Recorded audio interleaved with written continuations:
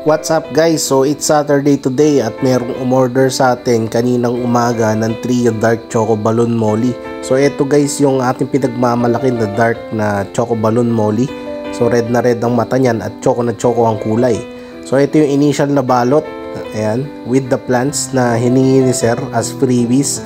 So binigyan ko na lang siya ng guppy grass at frog bits at saka duckweed. Yan yung hiningi sa akin ni sir, so yan yung binigay ko sa kanya. So sana mabuhay itong mga halaman na to pagdating kay sir. So ito naman sir, papalitan ko kung sakaling mamatay, okay? Sa susunod na order mo, sure yan. So ipapackage na nga natin itong mga isda na to. And yung packaging natin dito sa Jugol, syempre doble na plastic, may tupperware, may karton at meron pang bubble wrap. So ito ay papunta lamang sa Pampanga pero binalot natin ng ganyan. Syempre yan yung trademark natin. So syempre lalagyan natin yan ng mga bagong stickers ni Jugols. Ayan o. So ayan guys, so kapag bumili kayo kay Jugols, ayan dalawa yung nilalagay ko ngayon sa mga package nyo.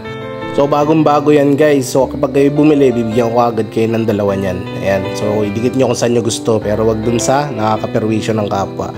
So eto, nilagyan ko na rin ng fragile sticker. Kaya ganito yung sticker guys kasi sa flash didikitan nila ng yellow sticker yung mga ends niyan, kaya hindi na siya nagmamatter, matatakpan lang. Kaya dito sa part na hindi siya matatakpan, doon ko dinidikit para yung mga magbabato nitong package na to, ayun, sorry mag-ingat pa rin sila, diba? So ayan, so papadala ko na ngayon to ngayong tanghali. Actually itong pagre-record ko na to, napadala ko na yan sa Pampanga. So maraming salamat kay sir na humabol ngayong Sabado. Buti na lang medyo maluwag na tayo kaya nakapagpadala pa tayo ngayon bago tayo pagpunta sa mga lakad-lakarin.